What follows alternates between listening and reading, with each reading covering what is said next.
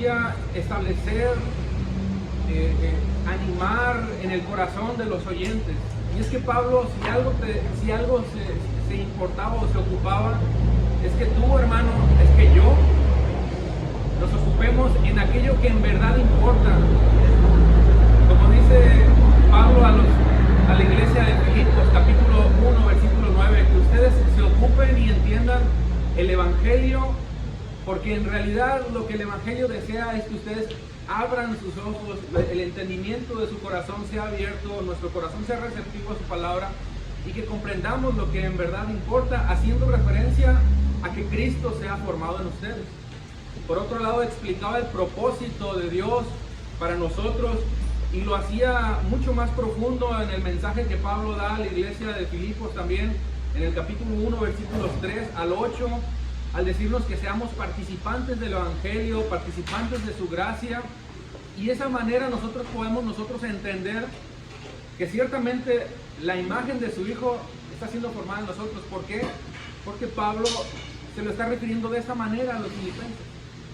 Yo no voy a tocar mucho más ese punto porque ya lo abordé anteriormente, pero Pablo también hablaba de una meta, y hablaba de una meta la cual él llama suprema, y es un supremo llamamiento al cual, al igual que Pablo, tú has sido convocado para que lo atiendas, para que lo vivas y para que lo disfrutes, por supuesto. Ahora bien, el versículo 19 en específico, que es el que quiero atender, que hace alusión a una metáfora.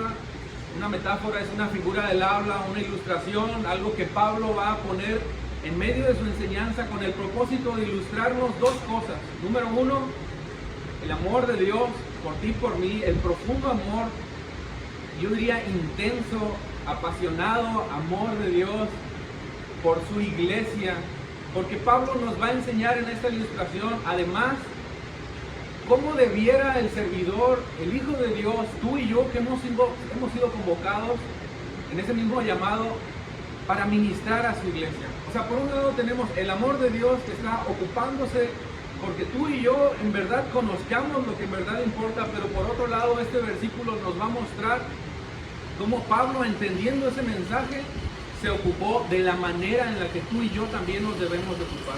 Con ese cuidado, con esa entrega, con esa pasión, hermanos, fíjate con lo que dije hace un momento, con esa entrega que tú y yo también debemos demostrar en nuestro servicio, en todo lo que hacemos. No solamente en compartir una palabra. ¿Me apagas ese abanico, por favor? Es el segundo de abajo para arriba. Es el segundo. Es esa entrega, esa pasión que tú y yo debemos demostrar, no solamente, hermanos, desde un púlpito. O sea, hablando incluso desde agarrar una escoba, hablando incluso desde pegarle una limpiada, ¿verdad?, al mueble. Esa es la pasión y es la forma con la que Pablo está tratando de hacernos entender a través de este pequeño versículo cómo tú y yo debemos no solamente de amarnos, sino además servir. Pero el versículo 19, que es el que quiero desempacar, por decirlo de alguna manera, lo dice de una manera tan tierna, y yo espero el día de hoy tener en estos 20-25 minutos el tiempo suficiente para explicarlo. Pero Pablo lo dice de una manera muy interesante, y lo primero que dice en el capítulo 4, versículo 19 de Gálatas es: hijos míos. Y presta atención a ese diminutivo, porque ese hijos míos te habla a ti, me habla a mí de una manera muy tierna. Pero dice: por quienes sufren de nuevo dolores de parto hasta que Cristo sea formado. ¿Qué es lo que está pasando aquí, hermano? Lo que está pasando es que Pablo se está adoleciendo, obviamente, en su corazón, de una conducta de los Gálatas. ¿En qué consiste esa conducta? Bueno, habría que leer el capítulo completo a los Gálatas. Yo voy a tratar de resumirlo, los versículos del 1 al 7.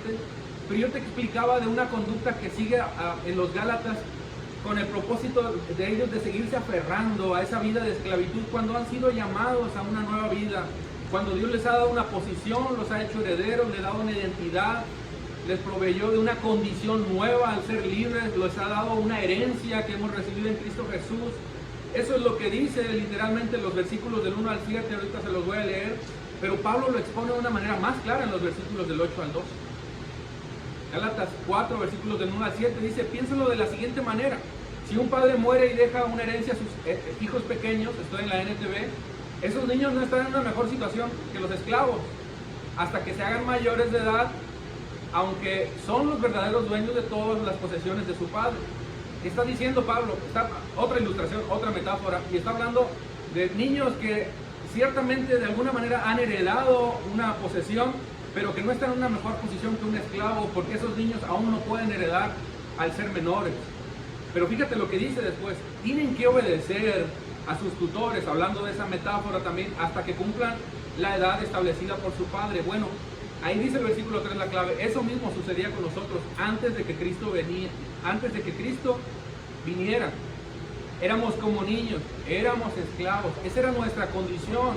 Y eso es lo que Pablo les está diciendo a los Gálatas. Ustedes eran ese tipo de niños, ciertamente huérfanos, pero ciertamente herederos, pero ciertamente libres, aunque todavía no libres, porque todavía Cristo no los habría redimido, no los había hecho libres. Sin embargo, los versículos después dice: éramos como niños esclavos de los principios espirituales básicos de este mundo. Pero el versículo 4, sin embargo, cuando se cumplió el tiempo establecido, es cuando Cristo vino, y ahí lo dice: Dios envió a su Hijo, nacido de una mujer y sujeto a la ley. Versículo 5, Dios lo envió para que comprara la libertad de los que éramos esclavos de la ley, y esos éramos tú y yo, esclavos de la ley, a fin de poder adoptarnos como sus propios hijos. Y debido a que somos sus hijos, Dios envió a su Espíritu de su Hijo a nuestro corazón, en el cual nos impulsa a exclamar: Abba, Padre.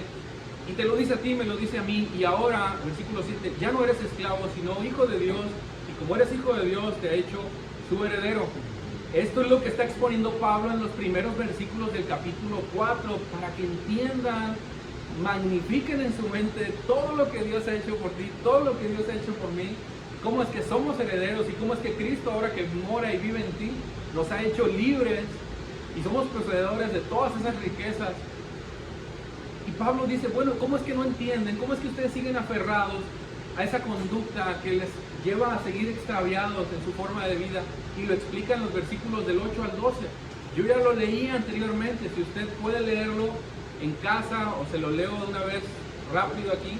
Pero en aquel tiempo, cuando ustedes no eran conocidos, ustedes no conocían a Dios, eran siervos de los que por naturaleza son dioses. Eso ya lo expliqué anteriormente. Pero ahora que conocen a Dios, más bien que son conocidos por Dios, ¿cómo es que se vuelven otra vez a las cosas débiles, inútiles y elementales, a las cuales desean volver a estar esclavos de nuevo? Date cuenta cómo Pablo les está refiriendo: ustedes ya han recibido una herencia preciosa en Cristo. ¿Por qué ustedes vuelven a esa misma conducta? Esa es la conducta de la cual Pablo está refiriendo, y con la cual va a enfatizar en el versículo 19 para, de una manera muy tierna, llamarles la atención. El versículo 19 lo expone de una manera maravillosa, pero no sin antes. También es bueno ver los versículos 11, 15 y 16, en donde Pablo ciertamente se preocupa de que después de haberles enseñado tanto, sigan viviendo esclavos, quieran seguir aferrados a su vieja manera de vivir. Y les dice en el versículo 11: temo por ustedes, quizá todo el largo trabajo que hice entre ustedes fue en vano. Qué duro, ¿verdad? A lo mejor trabajé inútilmente. Y el versículo 15: ¿dónde ha ido a parar el espíritu de alegría y de gratitud que antes tenía? Fíjate, de esta manera también es una hipérbole de la que habla, ¿no? Dice: estoy seguro que ustedes se hubieran arrancado los propios ojos para dármelos de haber sido posible. Está maximizando algo para que vean cómo ellos hubieran entregado hasta sus propias vidas, hubieran hecho todo lo posible para que Pablo hubiera continuado evangelizando, se hubiera fortalecido en el Espíritu, hubiera continuado con la misión que Dios le estaba enseñando. ¿Acaso ahora me volví su enemigo por decirles la verdad? Y de aquí se deriva el versículo 19.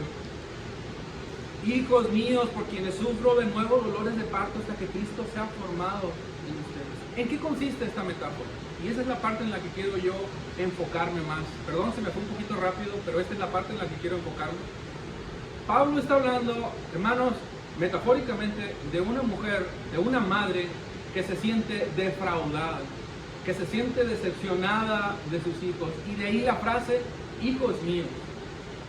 Hijos míos es una manera muy tierna de amonestarte, pero te está amonestando, pero es una manera muy tierna. Es como cuando tú le hablas a tu hijo y los tienes y les dices: hijo, hija, ven para acá, quiero hablar contigo. Pero el niño ya sabe o la niña ya sabe si hizo algo mal que le va a llamar la atención. De la misma manera, tiernamente Pablo, de una manera diminutiva, con este tipo de palabras, se dirige a ellos para explicarles cuán defraudados se sienten porque no han entendido el mensaje que desde un principio se les instruyó. Pablo en ese asombro no da crédito a lo que hacen y no entiende, bueno, sí lo entiende, pero no, ese asombro lo bloquea, como dicen, se choquea, ¿no? Porque recibiendo toda esa herencia en Cristo Jesús, recibiendo todas esas promesas en Cristo Jesús, ellos desean continuar viviendo en su pecado. Cuando han sido libres en Cristo, ellos desean continuar con los rudimentos de la ley, desean continuar agregándole a su salvación obras, cuando Cristo lo que hizo es proveerles salvación, proveerles libertad, proveerles todo, y lo único que tienen que es creer, arrepentirse de sus pecados. Pero ahora lo que va a hacer Pablo es corregirlos con esta tierna forma, de esta tierna manera. Y no está minimizando sus faltas, hermanos. No está minimizando sus faltas. Lo que está haciendo es corregirlos solamente de una manera muy diferente.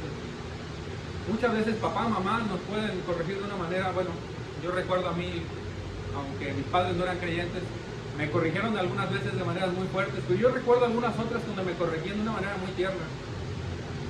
Y lo que Pablo quiere hacer a través de esta reflexión es, valga la redundancia, hacerlos reflexionar, pero de una manera muy tierna, de una manera muy singular. ¿Cómo? Como una madre.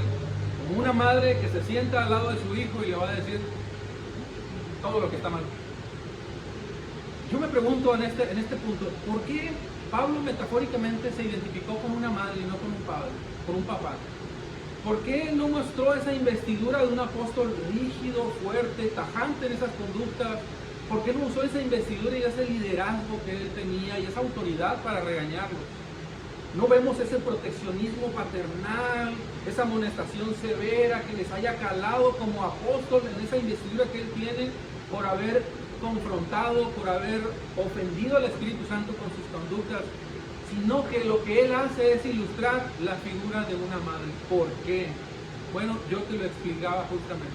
Porque lo que quiere tiernamente es enseñarles, ministrarles, solamente que de una manera muy diferente llevarlos a un arrepentimiento. Y fue Dios quien colocó en el corazón de Pablo estas palabras, esta forma de dirigirse a ellos de una manera muy especial para ministrarles. De una manera muy especial, pero eso no le quita ni le resta que sea poderosa ni que sea profunda. Pero era especial. Yo te decía, hermano, no fue lástima, Pablo no sentía lástima por ellos. Pablo no tenía una empatía oscura por suavizar el pecado. Pablo les estaba remarcando el pecado y estaba buscando instruirles en su falta. Sin embargo, Pablo deseaba hacerlo de una manera tierna, preciosa, pero al mismo tiempo que descubrieran que ellos estaban ofendiendo a Dios. Porque esto es importante, hermanos. En el mensaje no se excluye el hecho de que Dios estaba ofendido. No importa la forma, bueno, sí importa, ¿no? En este caso es sumamente interesante la forma en la que los está molestando, pero lo que les quiere mostrar es que en el dolor de Pablo lo que está mostrando es el dolor de Dios. Y lo había de mostrar a través de la figura de una mamá, siendo paciente. ¿Cómo es mamá? Bueno, yo espero que todas las mamás sean pacientes, pero paciente, ¿verdad? Cuando corrige a sus hijos, bondadosa, llena de misericordia, que se duele al ver un hijo enfermo, un hijo que está mal, que nació y que después de criarlo todavía sigue conduciéndose de una manera incorrecta. Bueno, Pablo está refiriéndose a una madre que no solamente sufrió y se dolió a la hora de parirlos, a la hora de dar a luz, a la hora de engendrarlos, sino que sigue sufriendo nuevamente, como dice la Escritura en el versículo 19, porque después de haberlos engendrado siguen viviendo de una manera no conforme a la verdad. En pocas palabras, lo que Pablo está viendo en esa lente de una mamá que está corrigiendo a sus hijos, está viendo hijos enfermos, hijos desnutridos, hijos que no tienen en el contexto espiritual la imagen de Cristo. Hijos míos, por quienes sufro de nuevo dolores de parto, hasta, esa palabra es fundamental, hasta que Cristo se ha formado. Pablo se está adoleciendo, hermano. Pablo se está adoleciendo por esa conducta. Ahora, esta explicación, hermano, esta bella explicación de exponer Pablo el sentir de Dios, yo quiero que usted preste atención, porque insisto, este no es el sentir de Pablo, hermano. Bueno, ciertamente lo es, porque lo está él expresando, pero yo quiero que entiendas que Pablo está expresando el dolor de Dios en la presencia de Pablo, a través de la figura de una mamá, ilustrándonos por un lado el amor de una madre, pero por otro lado la decepción de que no entienden, la decepción y el dolor de que sigue viendo hijos que no viven de una manera cruciforme, que no le dan seriedad a la santidad, que ignoran su voluntad, y tal cual como lo dice Pablo a la iglesia de Éfeso, capítulo 4, versículo 30, les dice a ellos, y se los dice a los Gálatas y nos los dice a nosotros: no entristezcan al Espíritu Santo de Dios, por el cual fueron sellados hasta el día de la redención. O sea, hermanos, maduren, les está diciendo. Es tiempo de madurar, es tiempo de despertar. No pueden vivir ofendiendo a Dios con su manera de vivir, porque ustedes fueron engendrados para que dieran vida, para que lucieran a la imagen de Dios. Pero no lo están haciendo. Están viviendo de una manera incorrecta. Eso en general es lo que Pablo trata de decirnos en este versículo tan precioso, del versículo 19. Pero hermanos, yo me asombraba con una lectura que tomaba nota de un comentarista ahí, y no quiero pasar la oportunidad de no comentarlo por el tiempo. Pero lo que tú estás viendo ahí, hermanos, en Pablo debe dejarnos además otra enseñanza. Número uno, el profundo, entrañable servicio, entrega y dedicación que Pablo tuvo por su iglesia. Esa dedicación la tienes que tener tú y esa dedicación la tengo que tener yo. Porque Pablo, al ver a una iglesia que estaba incorrectamente viviendo, no de la manera en la que Dios nos está enseñando en su palabra, como una madre las corrigió. Pero me gustó un comentarista ahí algo que decía, pero de la misma forma, de manera tierna y obviamente de una forma metafórica, lo que hizo es tomar a la iglesia, tomar a su hijo, llevárselo a su seno y amamantarlo. Esa manera tan tierna también de explicarlo nos lleva a nosotros a entender de que lo que Cristo hace a través de nosotros, a través de ti y de mí, es cuidar de nosotros de la misma manera, proveyéndonos y nutriéndonos, llevándonos a su seno para darnos esa leche materna que nos dé la imagen de Cristo. ¿Cómo? A través de las Escrituras. Solamente a través de las Escrituras. De tal manera entonces, hermanos, que yo te estoy mostrando por un lado cómo Pablo, por un lado lo hizo de una manera muy tierna, pero por otro lado yo quiero que veas cómo esa entrega, hermanos, esa dedicación a su iglesia, a la iglesia de Cristo, por supuesto, fue de una manera no puedo decir esa palabra increíble, fue de una manera intensa. Y yo me derrito, por decirlo de alguna forma, porque estoy muy lejos de vivirlo de esta manera, pero creo que mi deseo y mi anhelo y el deseo de todos ustedes, y yo deseo que también sea así, es que de esa manera nosotros también nos entreguemos en pasión y servicio y en amor. Porque Pablo, hermanos, lo hizo con pasión, con toda la pasión, con todo el amor de Cristo, porque lo que él hizo es imitar el amor de Cristo que él tuvo por cada uno de nosotros. ¿De qué manera fue el amor de Cristo por ti y por mí? Fue intenso, hermanos. No hay manera de medir el amor de Dios por nosotros. Lo que él hizo fue incomparable, al grado de que dio su vida por ti y por mí, dio su vida por la iglesia. Bueno, de la misma manera Pablo entregó su vida, puso su vida para enseñarnos el Evangelio, de tal manera que no se midió. ¿Por qué? Porque emuló, imitó el amor de Cristo, para darnos el ejemplo a nosotros también de que nosotros debemos de serlo así. Este proceso debe de continuar hasta que Cristo sea formado en nosotros. Como dice Efesios 4:11, lo voy a leer al versículo 13 por cuestión de tiempo, dice: ese proceso continuará hasta que todos alcancemos la unidad de la fe. ¿De qué proceso habla? De la madurez que tú y yo debemos de tener, y de la cual es responsabilidad de pastores, de profetas, evangelistas, maestros, para que tú y yo tengamos la imagen hasta que Cristo sea formado en nosotros. Hasta que seamos maduros en el Señor, es decir, hasta que lleguemos a la plena y completa medida de Cristo. Ya me tomé casi mucho tiempo. Voy a continuar con otro punto que deseo ver, pero yo quiero terminar con Romanos 8:29 para que veas cómo es ese propósito de Dios que desea que tú lo vivas intensamente de la misma manera en la que Pablo lo vivió. Dice Romanos 8:29, pues Dios conoció a los suyos de antemano y los eligió para que llegaran a ser como su hijo.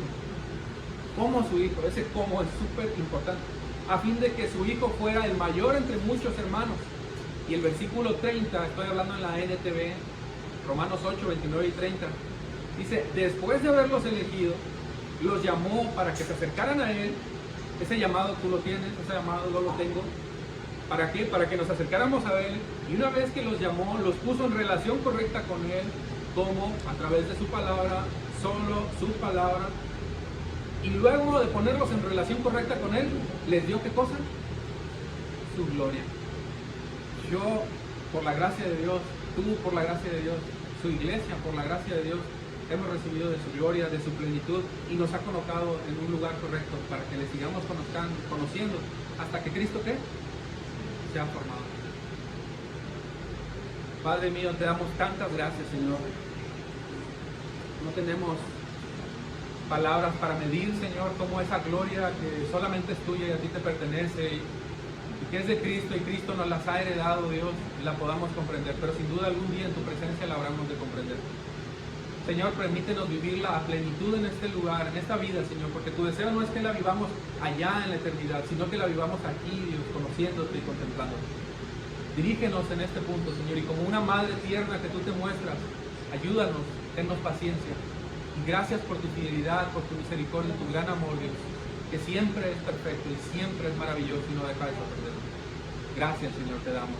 Hasta que Cristo sea formado en nosotros, Señor, que ese sea nuestro deseo, para la gloria de tu nombre, en el nombre de Jesús. Amén. Dios los bendiga, hermano.